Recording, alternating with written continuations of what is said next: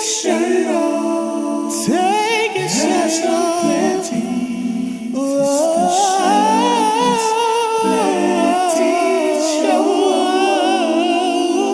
Ladies and gentlemen, welcome back to the world's most reckless football show. Football's back. Yeah, the Germans decided to come and play football again. So if you're, bored, you're gonna watch that. Go watch German football. But we're gonna continue to give you guys more classical players and start the content now. Yo, ladies and gentlemen, this week we're gonna talk about strikers. This probably might be my favorite striker episode because these guys, coaches here, homies here. Let's just get straight to it. Let's start off with Romario. So take it away. Romario, man, it's crazy because Romario had first of all, let's just get to the point. He was a fantastic player, period. I want to say his peak wasn't as long as most of the players we're going to talk about, but his peak was something incredible. He started out in Brazil. He didn't come to Europe as early as people who come to Europe now because that's not how it was back then. Back then, you actually made your name in Brazil for a little bit, in South America for a little bit, played for Vasco da Gama. Then he came to PSV and was doing bits. I think he won 3 leagues in 4 seasons, 2 cups. His goal ratio was stupid. It was I think 129 goals in 149 games. That's, pretty close to the robot numbers that we all love nowadays. And he was just an incredible player. He was known as a master of the penalty box. Because, in fact, you know what? Before you guys preempt me with the question of who he reminds you of, basically think of Aguero, but with a tan. They were almost exactly the same player. Aguero is just a Romario for this era.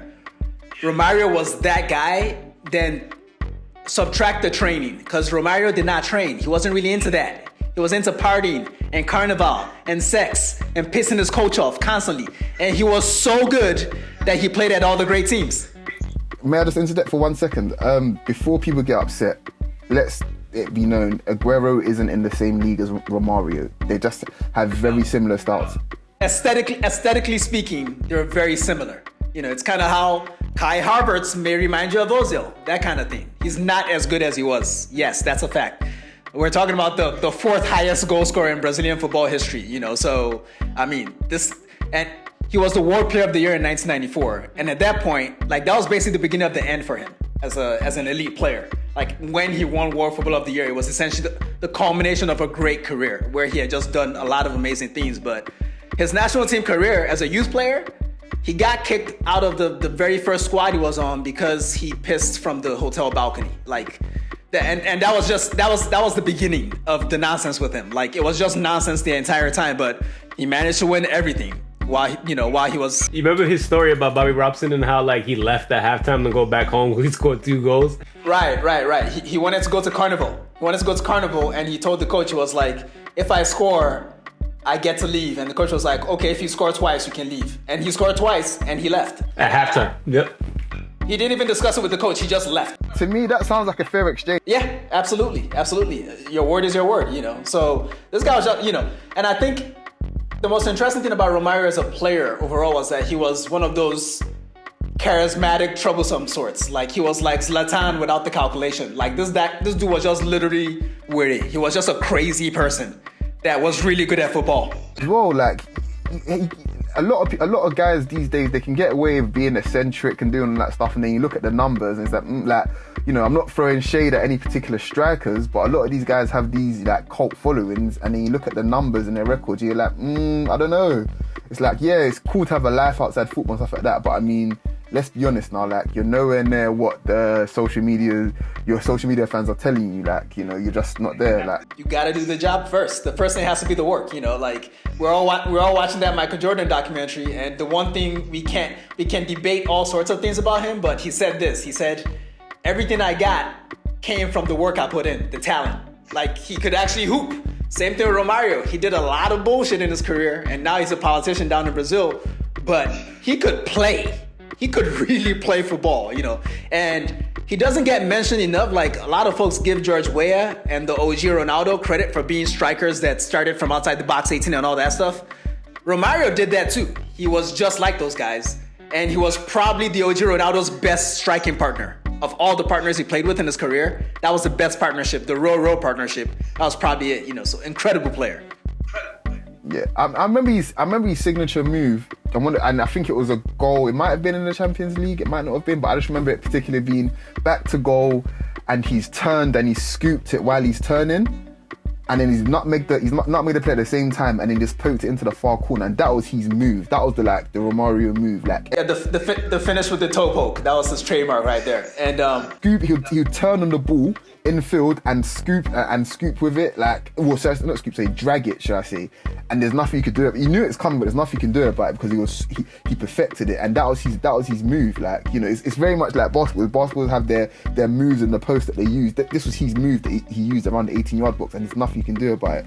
You know, Romario was pretty much a fantasy. You know, like a lot of people will talk about legendary players. Like a lot of guys older than me, Romario will be their idol, you know, because he was that guy. He was the fantasy. One of the craziest things about Romario is that we got robbed of him playing in the 1998 World Cup. He got injured and we didn't get to see Romario and Ronaldo. And the next guy we're going to talk about, which is a great segue, Rivaldo. Take it away, Coach.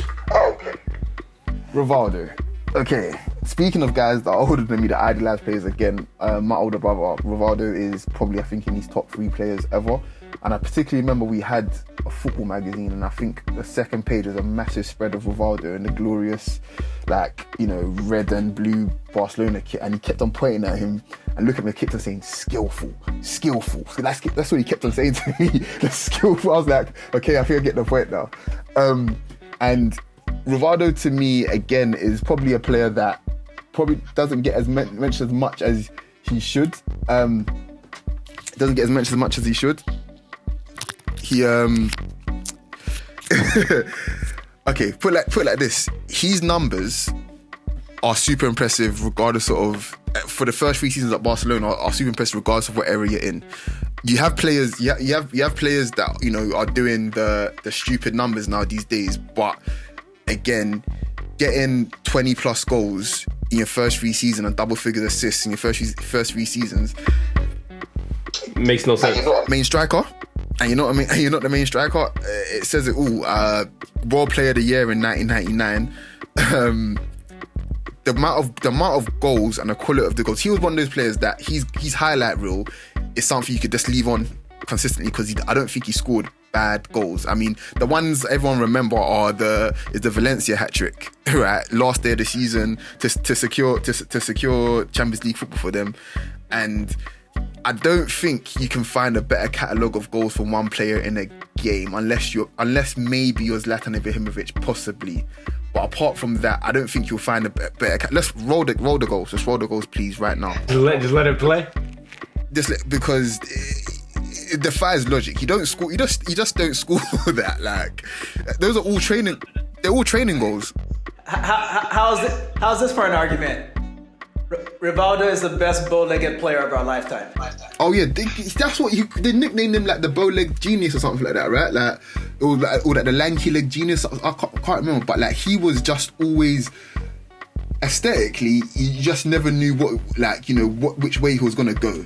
You know, because of just how languid he was, how lanky he was. Like, he just didn't. He would trick. His feints were so good. He'd trick you all the time. I particularly remember 2002 World Cup. Everyone remembers Ronaldo breaking, I think, is it Gerd Muller's record then, and like, you know, becoming the striker of the most goals, whatever, blah blah blah, and everything like that. But keeping a buck, those who know Rivaldo was Brazil's best player that World Cup. He was easily. He was so good. At the England game, I remember being in school in maths class, and they wheeled out the AV what do you call it, cabinet, and then they did the TV cabinet, and we all watched it. And Rivaldo was having fun. That it was a training game for him. It was so easy for him. And you know, his goal summed it up. It was just so easy. The ball rolled to him. He put it into the far corner. Like, it was so nonchalant. Like, okay, yeah, I'm just putting into the back of the net, and it's nothing you can do about it. And him winning only one Ballon d'Or probably isn't fair on him. He probably deserved another one, I think. You know, he was so good. And then the whole thing happens with Brazilian players in the era. You know, they hit their peak really early, and then they end up in Milan like everybody else. What's the Jadakiss lyric? Gangsters don't die, they get chubby and end up in Miami. About Brazilian players peaking early, because people talk shit about Africans all the time. But we need to talk about Brazil. We need to go back in time and talk about how these dudes are done by the time they're 28. Let's talk about that shit. Yeah. Yo, you know what's the craziest thing though? His career was the most ridiculous thing. Like started in 91 at Santa Cruz. Then he ended up, his last team was like Mogi Mirim in Uzbekistan or something? it's like like a second division Sao Paulo team. Like Yeah. That's one of those guys that just loves to play. He just loves the ball. You know, he probably play for free. yeah, like he played for his career like weird. Like went to Palmeiras, Deportivo, then Barca, then Milan, then Cruzeiro, then to I'm pretty sure he played for his son. He played with his son at one point. pretty sure he did. I think so. I mean, but you can imagine him now in a park randomly, like in a park somewhere in I don't know, Sao Paulo, and he's literally just kicking ball with the locals, like, because that's just what he does. I just imagine Rivaldo at a park in Sao Paulo with some guy saying, "Cut the ball back, Rivaldo. Cut the ball back." Yo, you know what's the craziest thing though? He was sandwiched in between like two great Brazilian like legends. Like he was sandwiched between Romario and Ronaldo, and sandwiched between Ronaldinho and Ronaldo. So it's just like, you know. But man, it's gonna leave us with the last striker, which is another great segue. Rivaldo made his name at Barcelona, and this guy also made his name in Barcelona, the greatest African player of all time. I swear, if you ever say George Weah, I'm gonna personally find you and, you know, engage in fisticuffs with you with the mask on, because we believe in masks. But Samuel Eto'o, man, listen, Eto'o, literally, you think someone like me would hate Eto'o because of what he's done to me on the club at an international level, like literally Nigeria, Barcelona. He's bullied me my whole life. But guess what? I still got love for my uncle. Eto'o is just one of those guys that, like, even back then, like we say, like these freakish numbers that you guys are looking at, Eto'o was doing those sort of things, where scoring like 25, 30 goals a season and doing it consistently. Like he started off Madrid in the academy, and he went to Mallorca, where it's like, Eto'o Mallorca was ridiculous. Like Mallorca Eto'o, like, it was ridiculous. Then he went to Barcelona and was just like, you know what?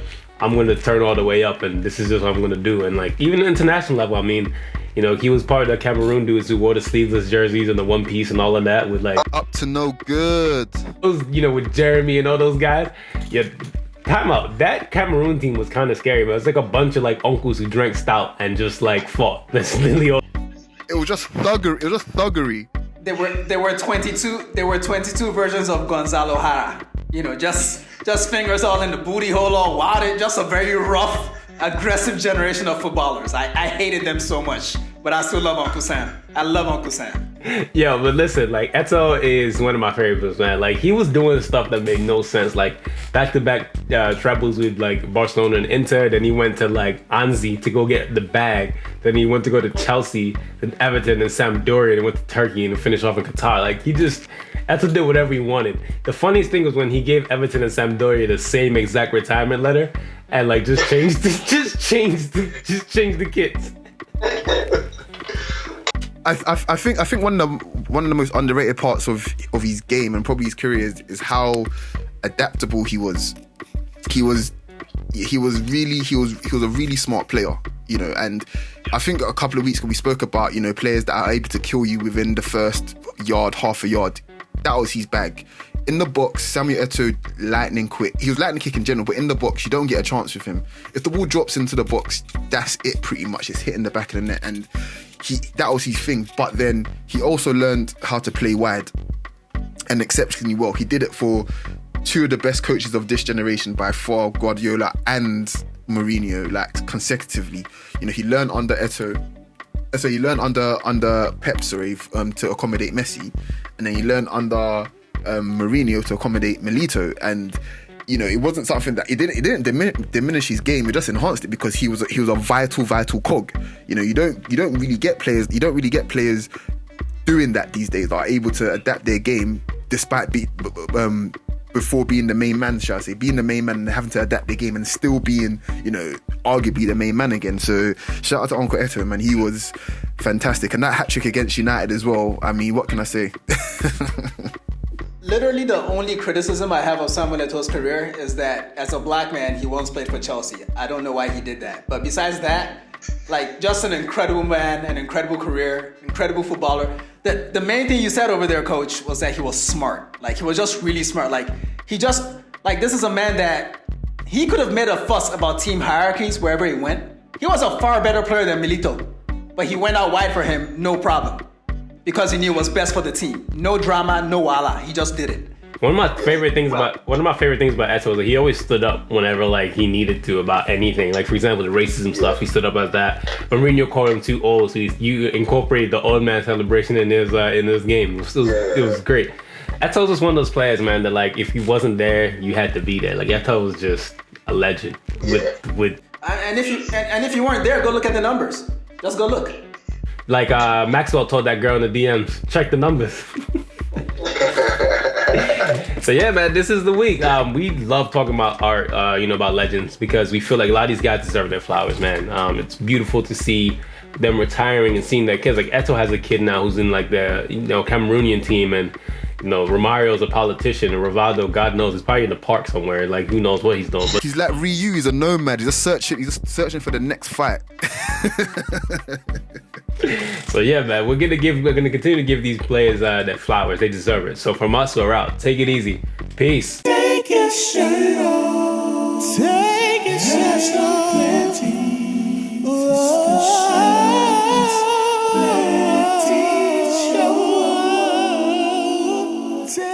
Take your shirt off.